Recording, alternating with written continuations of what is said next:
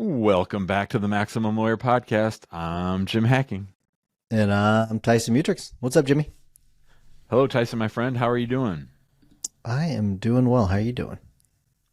I'm a little under the weather, but I'm excited about this episode. This will be our last episode of 2023. It's hard to believe. The podcast is now 8.5 years old, and we are wrapping up 2023. And we always have a little debate because you're like, nobody likes these year-end wrap-up shows. Nobody wants to hear all that crap. But I thought that we could certainly reflect on the year that was, both for us in our firms and as in running Maximum Lawyer, and that we could have a nice little chat. As you said, our friends are now in between the holidays, getting ready for the new year, and they're thinking about 2024. So what would bring value, and what we came up with are the six things, three from you, three from me, that we recommend thinking about at the start of the year. All right, Jim. So then let's jump in it, and I'll let you go with your first one. So the first thing I'm thinking about as December rolls to a close is, who can I give money to? What can I spend money on? And I know that accountants are always like, well, if you do all that and spend money at the end of the year, that you're taking away from your gross and your net at the end. That's true. But I pay so much money in taxes right now, and I would just rather give that money to team members, even though it's going to be more than I would give to the IRS. It's just that we're at a rate where if we can give out bonuses or spend money on equipment or software or get ready for next year, I'm happy to do it when it's been a good year. Yeah. So are you? So you're suggesting bonuses and things of that sort, right? You're not talking about raising salaries because that's more of a future thing. You're saying give out some bonuses, that way you can lower your tax bill and give people some more money. Yeah, so right around this time that we're recording, which is early November, we meet with our CPA, and he sort of lets us know again. We had checked maybe 6 weeks ago, 8 weeks ago, about how things were looking, and we start making plans for how to structure compensation or bonuses or expenses. We're putting a major investment into Salesforce this year, and that's been a big bite. So that's the kind of thing I'm talking about. Spending that money that may just be sitting around, and maybe putting it to good use to set yourself up for success in the following year. No, I mean I think that's if you follow that advice that the accountants some accountants give, some disagree with, then I think that that's a smart way. It's much better than going buying a bunch of office equipment that you may or may not use. But I think with that, I think it is really smart, and I think most accountants would agree with this. I don't think that anyone would disagree with what I'm about to say. Is if you do plan on hiring more people in the future, then go ahead and buy that office equipment that you're going to need, those things that you do need for those employees. If you think you are going to be expanding and hiring those, because I think that is a good way of that good balance. Because if you're in a position to do that and you're going to need to hire, then I think that would make sense. I am curious to see. We just had Jessica Gonifas on the podcast, and I wonder what she would say about this advice. Well, there's also things you can do, like if you have vendors who you pay every month. A lot of them have a discount for paying up front. So if you have cash sitting there, and it's gonna help your cash flow next year if you pay off some piece of software for the year and you get that 1 month free or whatever. Those are the kinds of things I'm talking about. I'm not talking about going out and buying a new Mercedes Benz or an Escalade like I did. Why not? One of the best business things I've ever seen is my former boss. He would go in when they paid for billboards. He'd go in with a check, a pre-written check, signed everything, made out to the vendor, and it was for he would pay for the entire year. It was for a substantial discount, and they would tell him what the rate was, and he says, "Here's what I'll give you." Like, he had already written it out. He already knew what he was going to pay them, and it was funny. I think I've told you this on the podcast, but he had me do that meeting one time, and they balked. I had the check written and everything. I said, "Here's what I've got for you."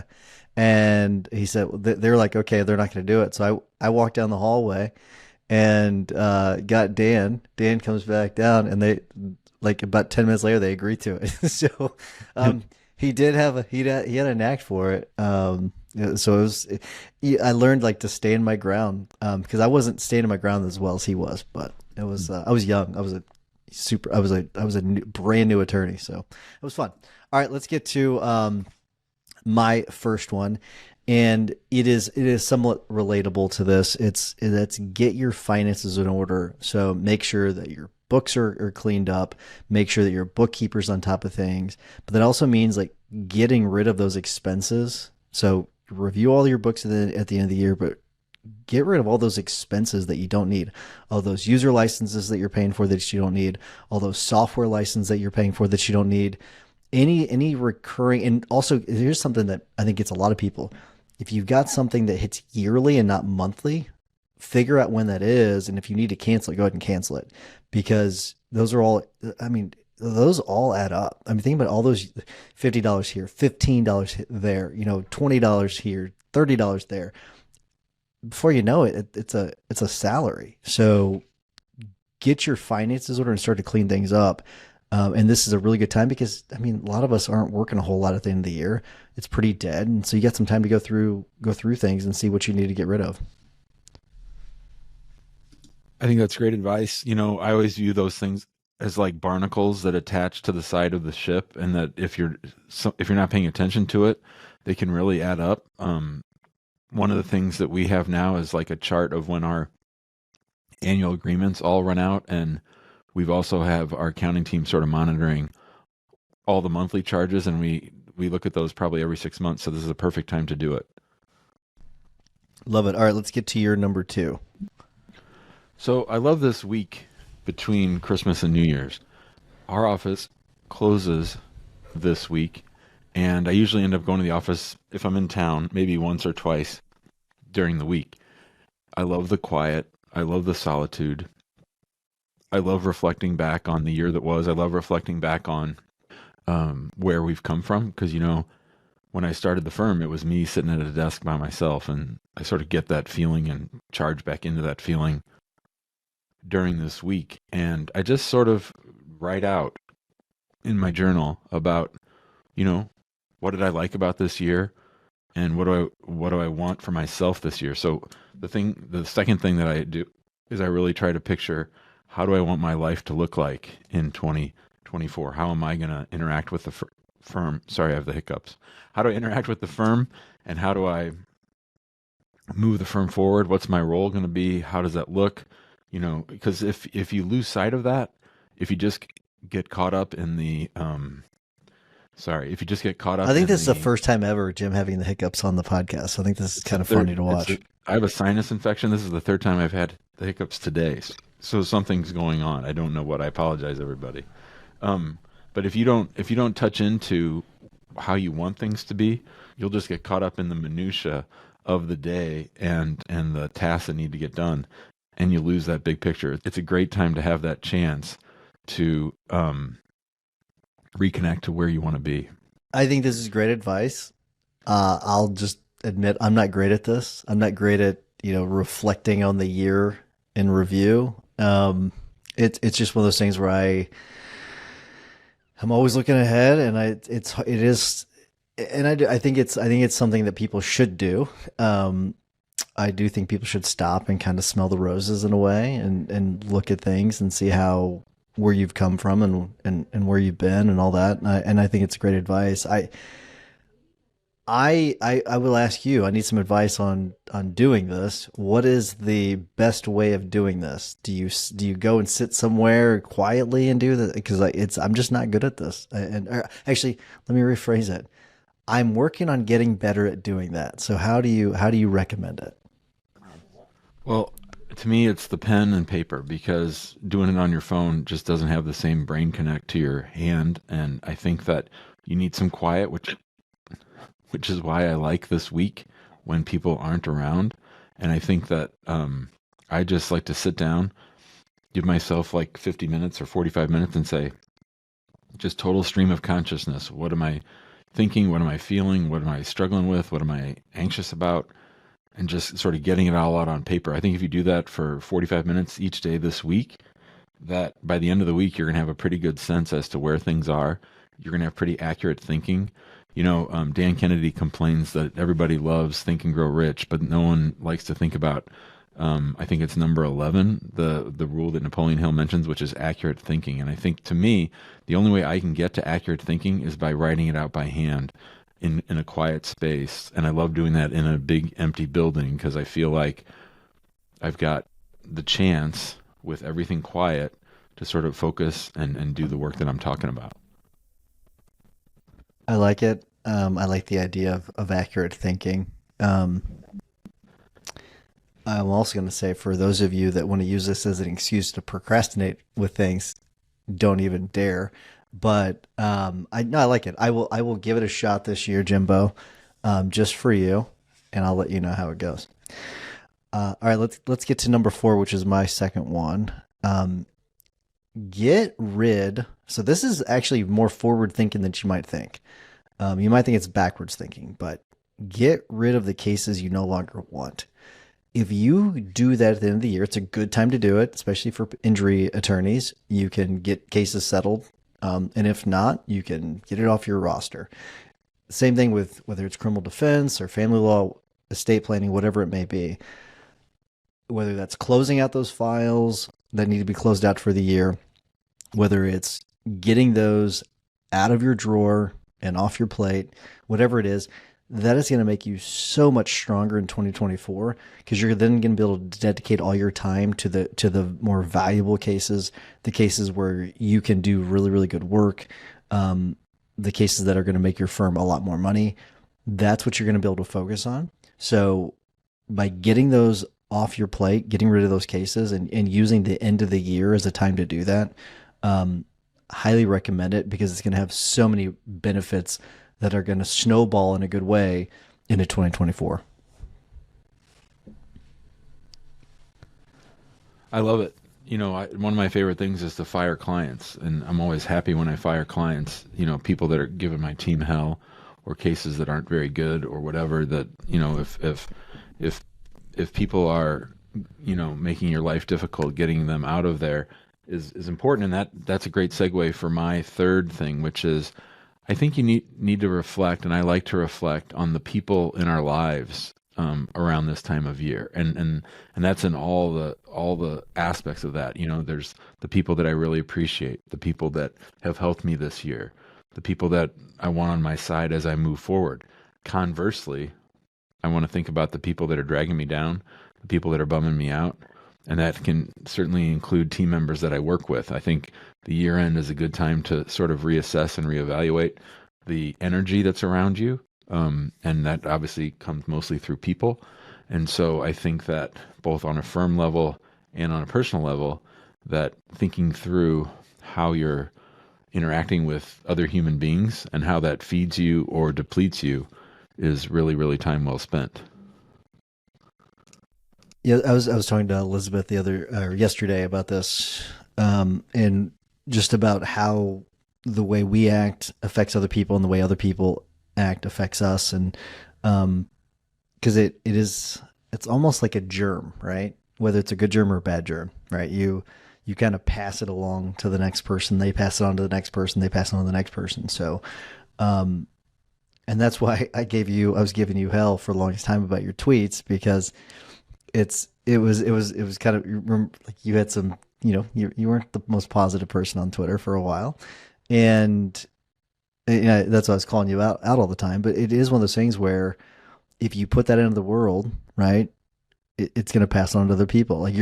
Like especially it's interesting about people that post about politics because it is no matter what side of the aisle you're on. Usually the post about politics is to piss off somebody. Right. And so what you're doing is you're essentially trying to ruin someone's day. Right. That's what you're trying to do. Like no one's going to win a point on politics on social media at all. But the same thing is when it comes to the real world, right? You are how you interact with people and the people that you associate with have such a substantial impact on you and on your families. Like if you surround yourself with negative people, guess what you're going to do? You're going to take all of that and you're going to then put it onto your family. You're just going to pass it on. That's what you're going to do. And it's a natural tendency. So by surrounding yourself with good people, with people that you want to be around that are positive people, it's going to allow you, it's going to make all other areas of your life a much better place to live. So I think this is the best one on the list, to be honest with you. It's probably something that needs to happen more often than once a year, but this is a great opportunity to do it. I mean, I just keep coming back to, what opportunities do you have? I mean, I guess some people don't close their offices, but I guess I'll put in a plug right now for that too. I mean, not much is going to get done during this week, even if you're open. I mean, we're dealing with the federal government, so those lazy bastards aren't doing anything. So it's good to let everybody reset. We have our retreat coming up next week in November, and then we have that week that people have really come to rely on and really like having that week off. And obviously it's paid. So just having that time to be by yourself and say, why am I doing this? And are these the right people who are going to get me where I want to be? And is this in line with my vision for myself and for my family and for my firm? Getting all that stuff aligned is if you're not doing it, no one's doing it. Yeah, we give the last week off as a reward for hitting goals and stuff, so it aligns with everything else we're doing. But yeah, you're right though. It's something that Ryan McKean recommended for a while. Is like they just close their office down. So very good. All right, let's get to my last one, and we'll wrap things up. This may seem obvious, but I bet the majority of people don't do it. Take a look at your calendar for 2024, okay, and look at what trials do you have coming up? What birthdays and anniversaries do you have come up? What big events are coming up? So get a really good idea of your calendar, because it's really easy to get lost in the day to day and just looking at the week view of your calendar and kind of losing grasp of what all you have ahead of you. And so take a look, and really you should do this throughout the year as well, but get a good grasp at the end of 2023 as to what 2024 looks like. And that way you can plan around big events, because is things as much as like as little as, okay, I've got an assistant, she's off for this week during this month. Okay. All right. Well, if you've got a jury trial the following week, then you may need to look, okay, she's off that week. My case manager's off that week. I'm in trial the next week. I need to account for that. So it's going to allow you to account for all the different things that are going on, and have some sort of master calendar so you can look at all these different events to see what's going on in your world. That way you can account for them. When do the kids start school, right? Like what days are they off? Like all of those calendars are usually posted online that you can then look at to see what's going on. That way you can plan around them.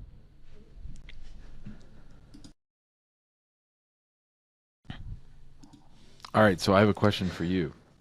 Yeah. You said that this is something that historically hasn't been your strong suit. What do you think's holding you back on doing this kind of stuff? Why? I mean, I know I know your mind's always going, and that you're high action, and you go more towards systems than I do. So what do you think, or what could we do to sort of help you with that? Well, mine's more the reflection, like with yours is more of like the looking backwards. Is really where I am. Um, where could you help? I mean, it's one of those things where I just need to do that. I just haven't. I don't do it. It's something that I need to set aside the time to do it and think about it. Because the problem is, like, I sit down, and if I'm thinking, usually my mind doesn't slow down enough for me to to reflect. It's more of like I've got a billion ideas popping into my brain that, like, Right. I'm like writing notes down, right? Note. It's crazy. That's why I think it's so important to do it by hand and do it on paper. Because do you ever wake up in the middle of the night and have all these thoughts, and you can't go back All to the time. sleep until you can't go back to sleep until you've recycled through all those thoughts? 100%. All the time. It's almost the same thing. You can't get to that place, and that's why I think you have to do it each day on paper. So you have to just keep going until you get all the shit out, so that then you can get to the reflection point. I think that's really important. Okay, so more of a daily exercise. Okay, I mean, I will give it a shot for you, Jimbo. So Cool. I need to buy a paper journal that I can write in. Like, so something that I do is, like, I want all of my books to be neatly organized. We had Dave D on the podcast the other day, and I showed my notes. Like, Oh, I have it indexed. I've got and a you handwritten sent them index. to you sent them to me. Oh yeah, I forgot I sent that to you. But yeah, so I've got like handwritten notes and things like where like and it's all indexed, right? So I knew exactly once I found the right book, I knew exactly where his what page his was on because I have handwritten all the numbers on the pages and That was created an crazy. index. So my problem with those journals is that which I've used them in the past, I do like them, but I like them to be neatly organized. And if they're not neatly organized, it bothers me. I stop using it. So do you just write and you don't care what goes in the book or how like do you write anything in that book? How do you do it?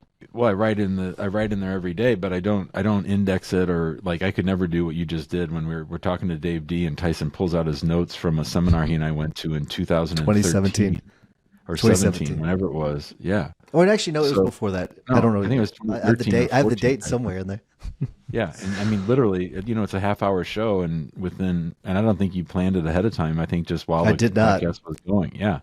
So no, I'm not nearly that organized. And to me, it's about getting it on the paper. I very, very rarely go back and read what I wrote. Sometimes I do, but very rarely. I think it's the actual power of getting it out onto paper and out of your head that really is the help.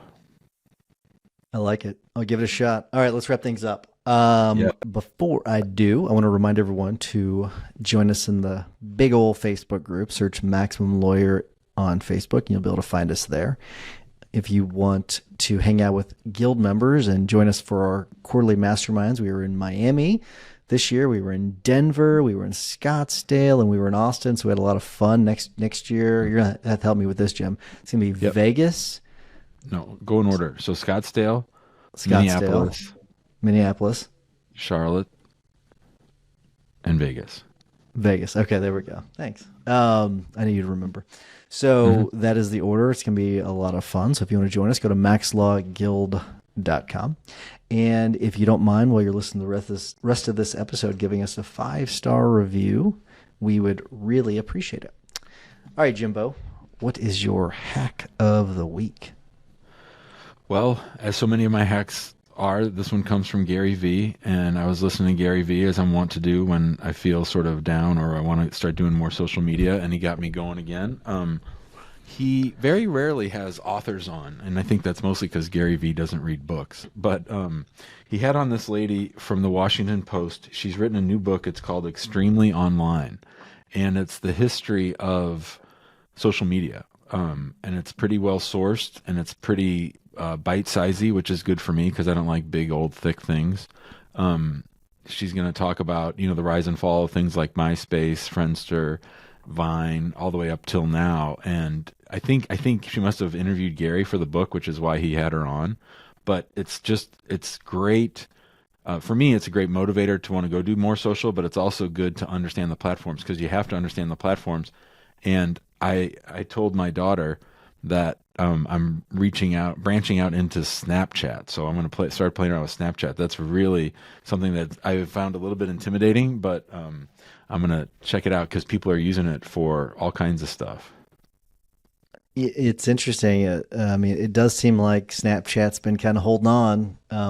It was it's. I thought for a while it's going to go away, but it's still there. She's on it all day long. Like that's her number one. They don't use text messages. That's how they keep track of their friends. That's how they group message. They don't use iMessage at all. It's all on Snapchat. Interesting. Okay. I have the app. I don't ever use it, but really cool. Maybe we can Here's be my Snap tip. friends. Snap friends. There we go. Jim, clean your office. Okay, that's the tip. So this is the last episode of the year. Yours is actually pretty decent.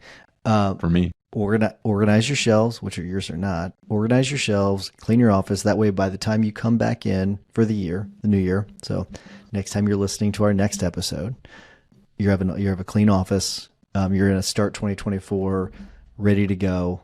I know several of you have papers all over your desk right now. Organize those, clean those up. Go read the book, get things done.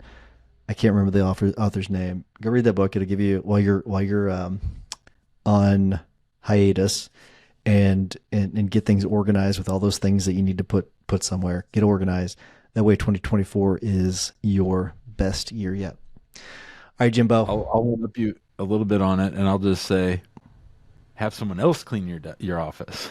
I like it. I love it. You and Very you good. somehow. Have someone else do it. I like it. All right, man. Let's wrap things up. Have a wonderful day. I gotta go get some work done. Peace, everybody.